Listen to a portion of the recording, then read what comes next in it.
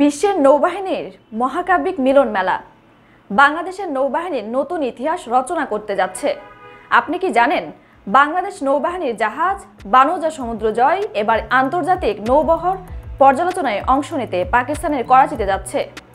চলুন এক নজরে দেখে আসি এই বিশেষ সফরের কথা, যেখানে নৌবাহিনীর শক্তি এবং সৌহার্দ্যপূর্ণ সম্পর্কের নতুন দ্বার উন্মোচিত হতে যাচ্ছে।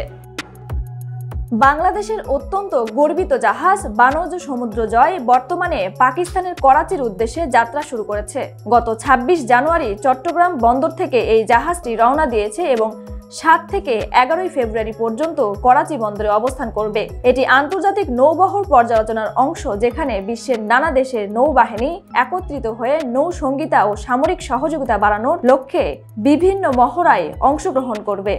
এই জাহাজটির নেতৃত্ব দিচ্ছেন ক্যাপ্টেন মোহাম্মদ শাহরিয়ার আলম, যার সঙ্গে রয়েছে ২৭৪ জন নাবিক, তাদের মধ্যে ৩৩ জন কর্মকর্তা। তবে শুধু সামরিক সমন্বয় নয়, এই সফরটি বাংলাদেশের সঙ্গে পাকিস্তানের সামরিক এবং অর্থনৈতিক সম্পর্কে উন্নতির ক্ষেত্রেও এক নতুন দিগন্ত উন্মোচন করবে। এর আগে গত বছরের নভেম্বরে চট্টগ্রাম ও করাচি বন্দরের মধ্যে সরাসরি যোগাযোগ স্থাপিত হয়েছিল এবং গত ডিসেম্বরেও পাকিস্তান থেকে একটি বড় কন্টেইনার শিপ চট্টগ্রাম বন্দরে এসেছিল। এর মাধ্যমে দুই দেশের মধ্যে বাণিজ্যিক সম্পর্ক আরও দৃঢ় হয়েছে। পাশাপাশি সামরিক সম্পর্কেও কিছু গুরুত্বপূর্ণ সফর হয়েছে, যেমন গত ১৭ জানুয়ারি বাংলাদেশ সেনাবাহিনীর শীর্ষ কর্মকর্তাদের পাকিস্তান সফর এবং ২১ জানুয়ারি পাকিস্তানের সামরিক প্রতিনিধিদের বাংলাদেশ সফর।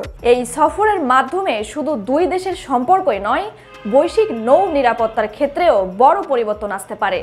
তাই এই যাত্রা নিঃসন্দেহে একটি বিশেষ মুহূর্ত।